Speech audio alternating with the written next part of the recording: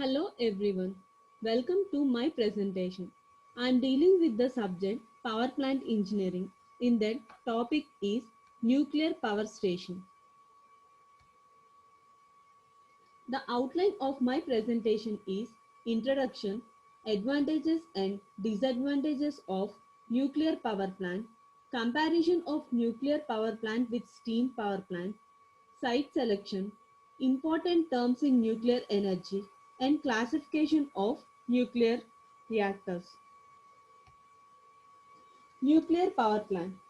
A large amount of coal and petroleum are being used to produce time may more when their reserves may not be able to meet the energy requirements.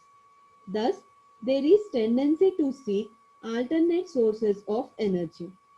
The discovery that energy can be liberated by a nuclear fission of materials like uranium, thorium has opened up a new source of power of great importance.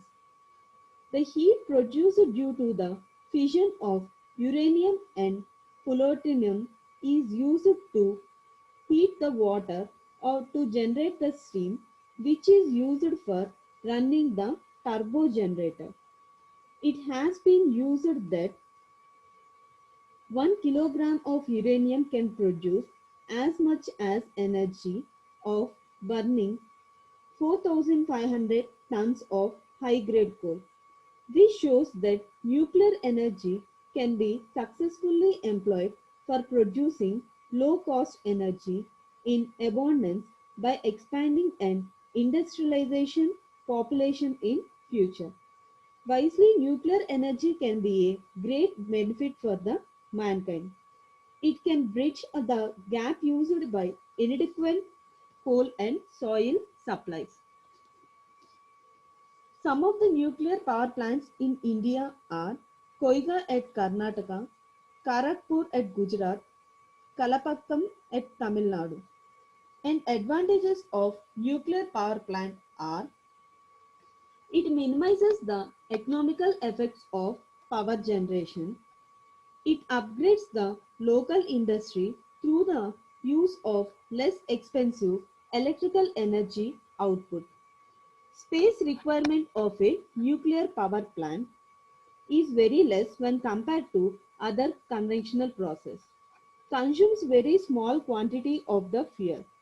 There is an increased reliability of the operation. Nuclear power plants are not affected by adhesive weather conditions. Nuclear power plants are not well suited to meet the large power demands. They give better performance at higher load conditions. And the material expenditures on metal structures, piping, storage mechanisms are much lower for a nuclear power plant than a coal burning power plant.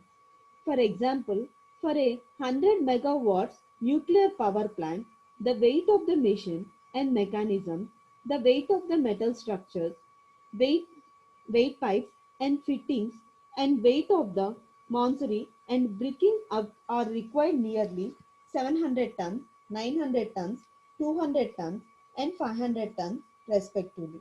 Whereas for a 100 megawatts coal burning power plant corresponds to a value of 2700 tons. Further, the area of construction for a 100 megawatts of a nuclear power plant requires only 5 hectares, whereas a steam power plant needs a 15 hectares of the land and it does not require a large quantity of the water. These are the advantages of the nuclear power plant. And disadvantages of the nuclear power plant is initial cost of the nuclear power plant is higher when compared to the hydro or steam power plant. Nuclear power plants are not suited for varying the load conditions. Radioactive waste, if not disposed carefully, may have bad effect on the health of the workers and other populations.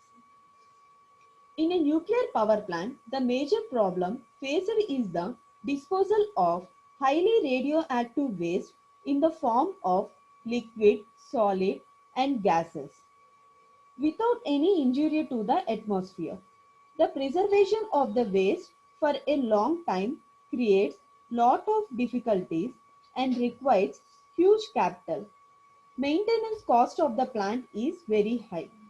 It requires trained person to handle the nuclear power plant because in the nuclear power plant there are reactors. It is an uncontrollable chain reaction. So for that reason, a trained person is needed. Comparison of nuclear power plants with steam power plants. Nuclear plants as well as the thermal plants both are presently installed with high unit capacity of 500 to 100 megawatts. Nowadays, a nuclear power plant is preferred where there are no hydro potential and coal fields are far away from the required coal conditions. So if the comparisons are number of workmen required for the operation of the nuclear power plant is less than the steam power plant.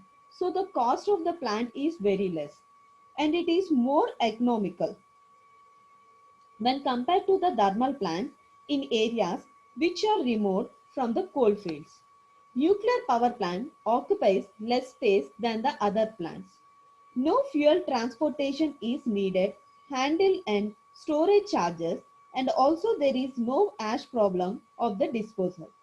The capital cost of the nuclear power plant falls sharply if the size of the plant is increased.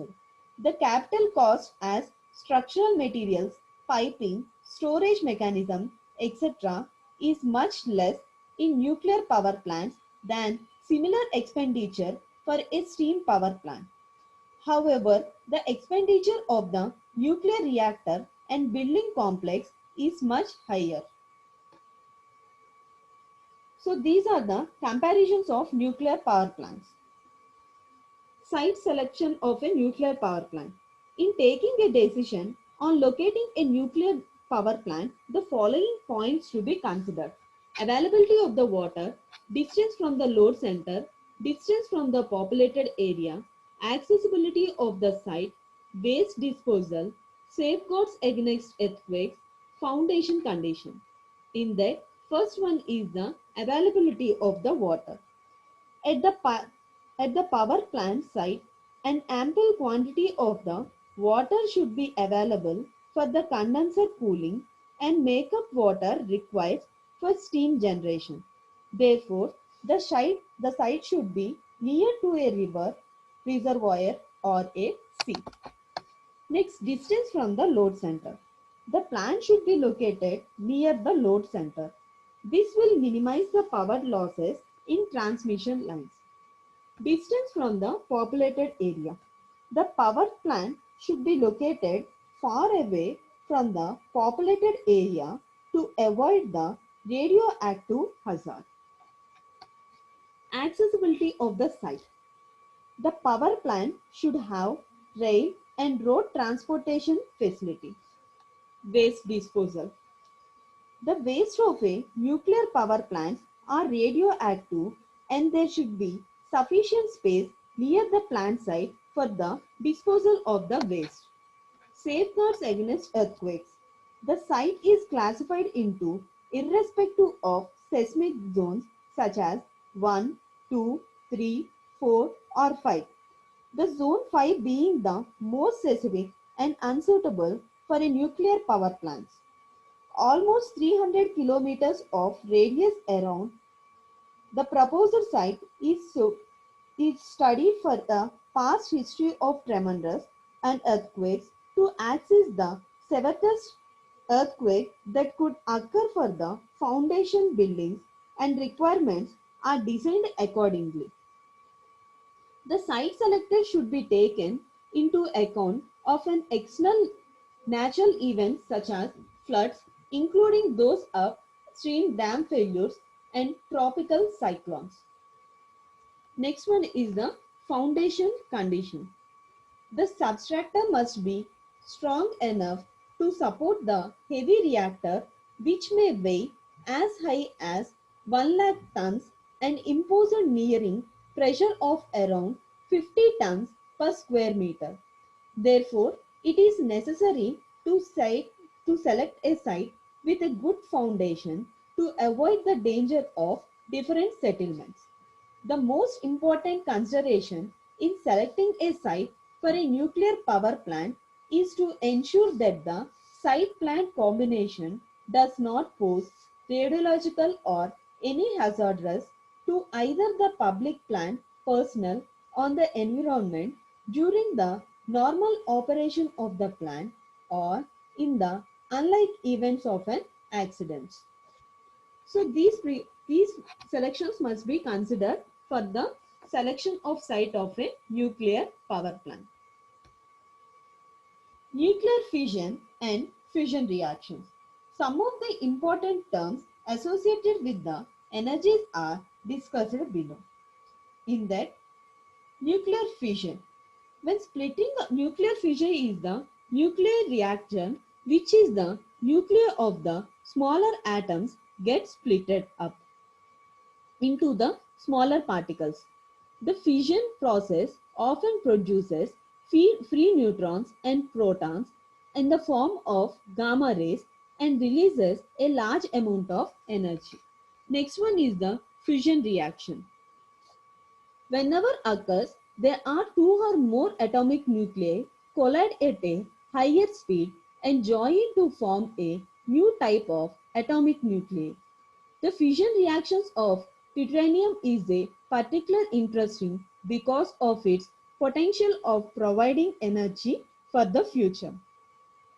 And the differences between the fission and fusion are when heavy unstable nuclei is bombarded with the neutrons and splits into the small particles. About 1000 of the masses is converted into energy in the fusion reaction, whereas in fusion reaction it is possible to have 4000 of mass is converted into energy. In fission nuclear reaction, residual problems is great. In fusion reaction, residual problem is much less. Because of the higher radioactive material, health hazards are high and accidents occurs more in fission reaction. Because of the lesser radioactive materials, health hazards is very much less. Raw fissionable materials is not available in plenty in fission reaction. Whereas in fusion reaction, results of deuterium, the fission element, available in a great quantity. Next is the nuclear delay. Nuclear delay occurs when an unstable of an atom loses energy by emitting the ionization of the radiations. Nuclear delay is also known as radioactive delay. Radioactive decay is a random process at the level of single atoms in that, according to a quantum theory, it is impossible to predict when a particular atom will decay. There are many types of radioactive decays such as alpha radioactivity, beta radioactivity, and gamma radioactivity. When coming to alpha radioactivity, alpha particles consist of two protons and two neutrons bounded together into a particle identical to the human nucleus. Because of its very large mass, more than 7,000 times of the mass of the beta particle, and its charge, it heavy ionization material and have a very large short time. And beta radioactive particles. Beta particles are the high energy, high speed electrons or positionators emitted by a certain type of radioactivity nuclei such as potassium 40. The beta particles have greater range of penetrating than the alpha particles, but still much less than the gamma rays. The beta particles emitted are a form of ionizing radiation is known as beta rays. The production of beta particles is termed as a beta decay. Next one is the gamma radioactivity. Gamma rays are the electromagnetic radiations of an heavy high frequency and are therefore high energy protons. They are produced by the decay of the nuclei as they are transmission from a high energy state to a lower energy state known as gamma decay. Most of the nuclear reactions are accomplished by the gamma emissions. And next is the neutron emissions. Neutron emissions is a type of radioactive decay of nuclei consisting of excess neutrons in which neutron is simply ejected from the nucleus. The type of radiation plays an important key role in nuclear reactor because these neutrons are decayed very fastly. Half-life of an radioactive metals. The half-life of an radioactive metals is the time required for the quantity to reduce half of its decay. The time taken to half of the atoms in the simple of the decay. If we take a carbon of 1 kg of carbon 40, the half-life of 1 kg is 0.5 kg and it takes 5730 years. And 0.5 kgs of carbon 14 takes 5730 years for the half-life decay of 0.25 kgs. And the 0.25 kgs, the half-life decay takes 0.125 kgs for about 5730 years. So 1 kg of carbon decay 14 occurs over 1,71,080 years. Controllable fission and fusion reaction. The most important problem in the nuclear reactor is the uncontrollable fission reactions. This is the controllable fission reaction and this is the uncontrollable fission reaction. Each fission releases multiple neutrons, but on average only one neutron per fission goes on to start another fission. The rest of the neutrons are absorbed by control rods, heavy rods, or scattered away from the fuel. And this is the uncontrollable fission reaction.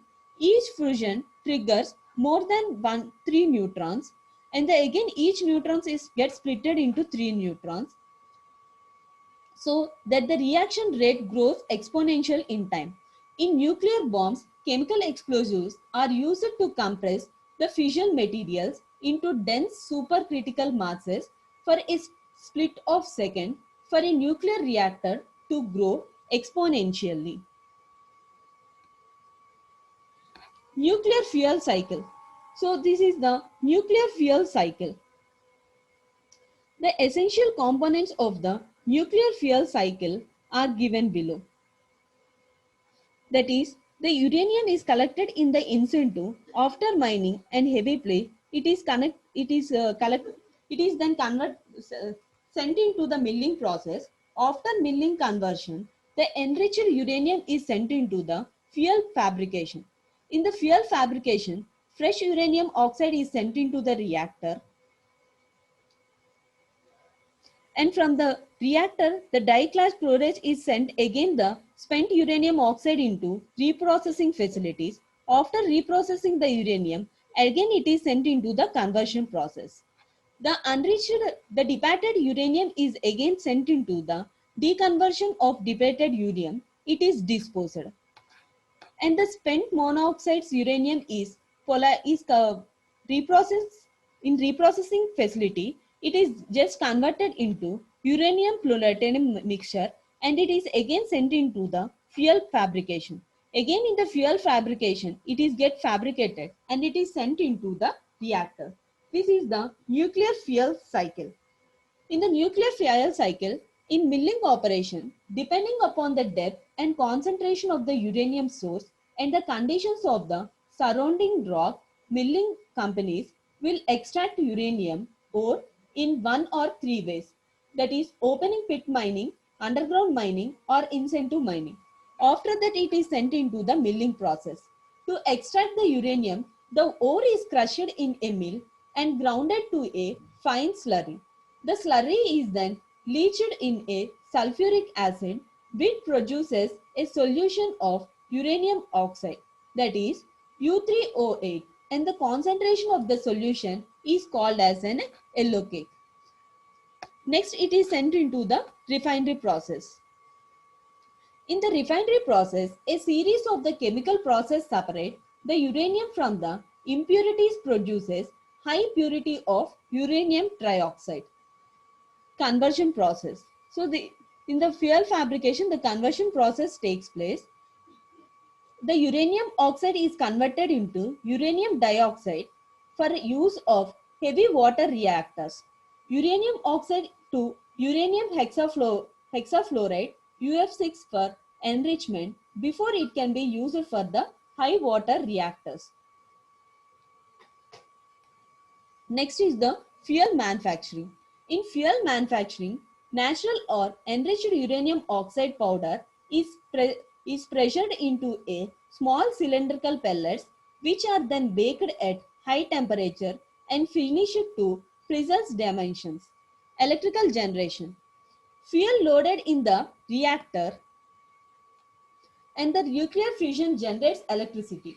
After fission is consumed, it is removed from the reactor and stored on site for a number of years while it's radioactive and heat susceptible. And disposal. This is the disposal. Depending on the design of the uranium facility, the uranium fuel may be recovered if needed again or remain permanently stored. At some point in the future, the spent uranium will be encapsulated in the sturdy, leach-resistant containers and permanently placed deep underground where it is originated. So this is the nuclear fuel cycle. Classifications of the reactors. Nuclear reactors are broadly classified into four types. First one, according to the classifications of nuclear and neutron energy. Depending upon the energy of the neutrons at the time they are captured by the fuel to induce fissions, the neutrons can be named as fast reactor, thermal reactor, and intermediate reactor. In fast reactor, in such reactors, the fusion is brought up by fast reactor. Second one is the thermal reactor. In thermal reactors or slow reactors, in these reactors, the fast moving neutrons are slowed down by passing through the moderator. These slow moving neutrons are then captured by a fuel material to bring about the fission. Intermediate reactor. In such reactors, most of the fission events are caused by the neutrons in the course of slowing down. And the second one is the type of fuels used. Uranium reactors are of user fuels are uranium-235, uranium-238 and thorium-232 as their fuels.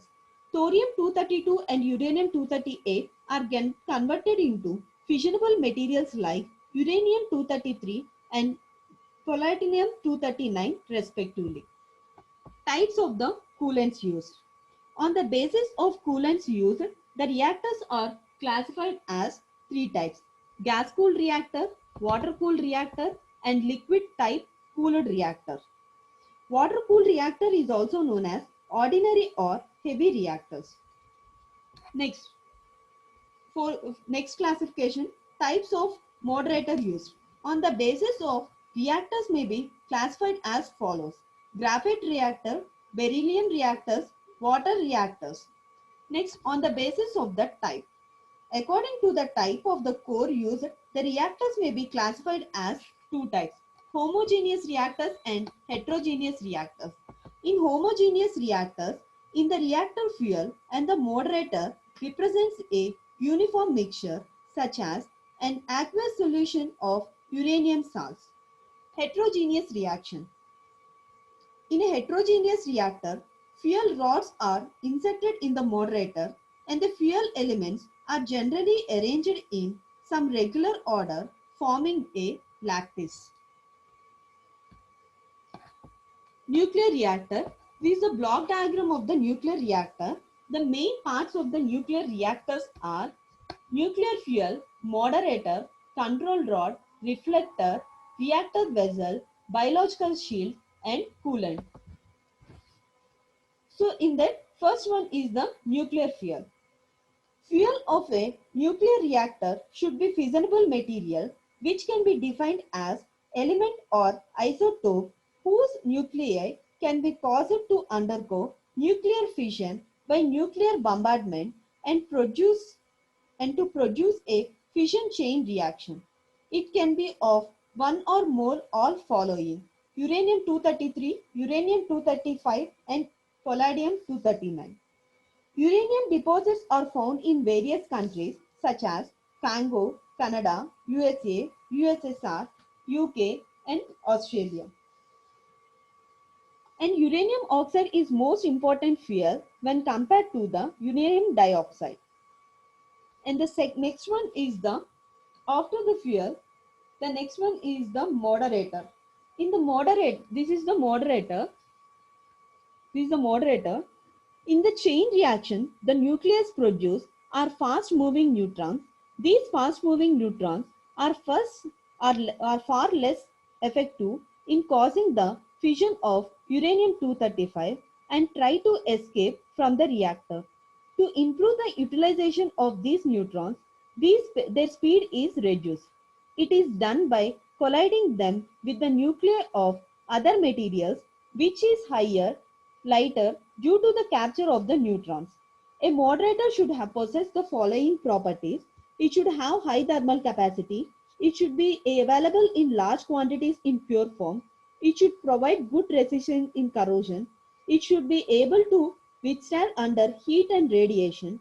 It should be able to slow down the neutrons. And next one is the control rods. Control rods are helpful in controlling the following function. To start the nuclear chain reaction, when the reactor is started from cold, the chain reaction should be maintained at steady state condition at a required level to shut down the reactor automatically under emerging conditions. Next one is the reflector. This is the reflector. The neutrons producing during the fission process will be partially absorbed by the fuel rods, moderators, coolants, or structural materials, etc. Neutron left unabsorbed will try to leave the reactor core, never to return to it, and will be lost. Such losses are minimized by using the reflector. Next one is the reactor vessel. This is the reactor vessel. In the reactor vessel, it is a strong walled container housing the core of the power reactor. It contains moderator, reflector, thermal shielding, and control rods. Next one is the biological shielding. This is the biological shielding. Shielding the radioactive zones in the reactor from the possible reaction hazards is essential to protect the operating from the harmful methods. During fission of nuclei, alpha, beta, gamma, and delta are the neutrons are produced. Out of these particles, gammas are more significant and they are more dangerous when compared to the other rays. Next one is the coolant. This is the coolant. Coolant flows through and around the reactor core. It is used to transfer a large amount of the heat produced in the reactor due to fission on the nuclear fuel during the chain reaction. The coolant either transfers its heat to the other media or the coolant used in the water to keep the heat and gets converted into the steam. For cooling streams, there are three cycles: direct cooling system, single circuit system, and double circuit system.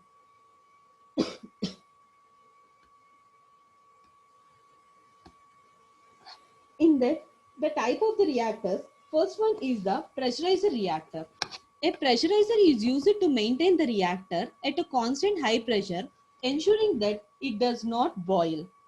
The control rods are inserted from the above. The water reaches the high temperatures and the high pressures as it flows through the fuel rods. The high temperature and the high pressure water is introduced in the steam generator, and the water on the turbines of the steam generator is heated for producing the steam, which in turns the turbines and generates the electricity. The water in the coolant pipe is the reactor to recycle the process. The interior of the reactor is maintained at a high pressure to prevent water from the boiler deposits, and it is used for the increasing of high temperature. The light water is used as coolant here. Moderator and reflector are cheap and easily available. Steam in the turbine not radioactive, and the pressurizer maintained at the water is 155 bar pressure, and the water should not boil about 345 degrees centigrade. And the process is when the fuel starts reacting and with the water, and the pressurized water is collected here, and the pressurized water is gets sent into the circulating pipe. After that, it gets converted into the steam, and the steam is sent into the turbine. In the turbine, uh, the mechanical energy is produced, and in the generator, this mechanical energy gets converted into the electrical energy. From the turbine, some of the steam is condensed, and this condensed water is collected as the feed water, and the feed water is sent into the condenser by using the pump. This is the process of the pressurized water reactor. And advantages are the reactor is compact in size, cooling system is simple, used in more. Disadvantages are high cost, corrosion problems, and high pressure is required. Thank you.